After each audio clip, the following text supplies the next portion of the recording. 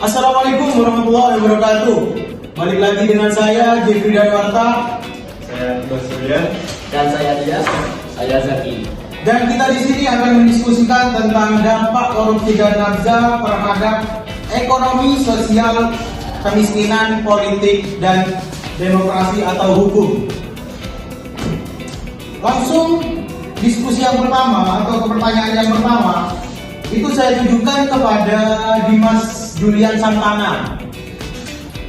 Untuk pertanyaannya, apa dampak korupsi dan nafza itu terhadap ekonomi yang sekarang? Kalau untuk ekonomi yang ada beberapa dampaknya, yaitu satu, kerugian ekonomi nasional. Dampaknya penggunaan narkoba pada tahun 2017 mencapai 74,4 triliun. Itu adalah angka yang besar dan terus meningkat seiring dengan meningkatnya jumlah pengguna narkoba. Terus yang kedua adalah ketergantungan dan penyalahgunaan. Banyak narkoba memiliki potensi aktif yang kuat sehingga pengguna dapat menjadi tergantung dan sulit untuk berhenti menggunakannya, mengarah pada gangguan kehidupan sehari-hari, masalah keuangan, masalah hubungan, dan masalah hukum. Dan yang ketiga ada gangguan sosial dan ekonomi. Yaitu penyalahgunaan narkoba dapat merusak hubungan sosial dan mempengaruhi produktivitas dan kinerja seseorang di tempat kerja atau sekolah. Dampak negatif pada keuangan pribadi, keuangan karir, dan masa depan individu. Berarti untuk dampaknya ini sangat luas ya, Mas ya? Sangat luas sekali, sangat banyak. Disebut tadi nggak selesai itu. Dan satu berikut ini. Kita lanjut ke pertanyaan berikutnya berarti ya, Mas ya? Lanjut ke pertanyaan Mas Zaki. Ya, Untuk pertanyaan selanjutnya ini bagaimana dampak korupsi dan nafza kepada sosial kemiskinan, sosial dan kemiskinan, gimana dampaknya?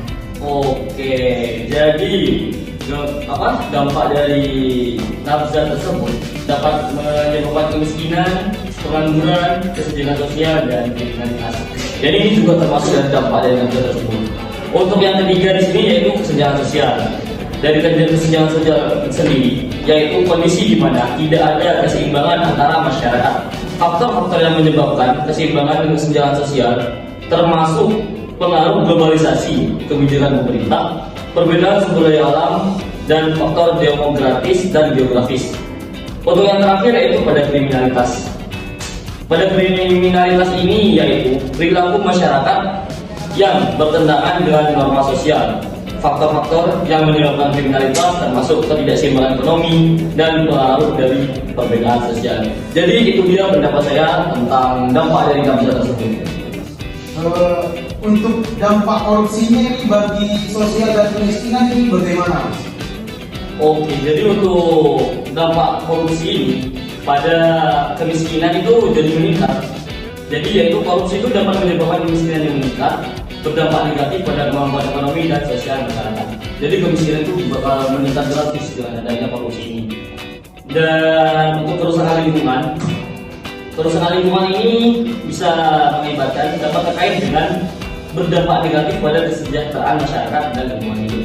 Jadi korupsi ini juga berdampak pada lingkungan sekitar, seperti ya di area masyarakat yang sudah banyak terjadi di sekitar kita. Jadi begitu. Jadi kita lanjut ke pertanyaan berikutnya. Ini kepada Mas Dias. Ini untuk pertanyaan ini dengan dampak korupsi dan nafza terhadap politik dan hukum. Saya akan membacakan atau menjelaskan beberapa dampaknya. Berikut adalah beberapa dampak korupsi yang terkait dengan politik dan demokrasi. Yang pertama itu munculnya pemimpin korup. Korupsi dapat memungkinkan munculnya pemimpin korup yang tidak memiliki etika dan integritas karena adanya kekuasaan. Yang nomor dua, hilangnya kepercayaan publik. Korupsi dapat menghancurkan kepercayaan masyarakat terhadap lembaga negara. Birokrasi mengakibatkan kehilangan kepercayaan pada sistem politik.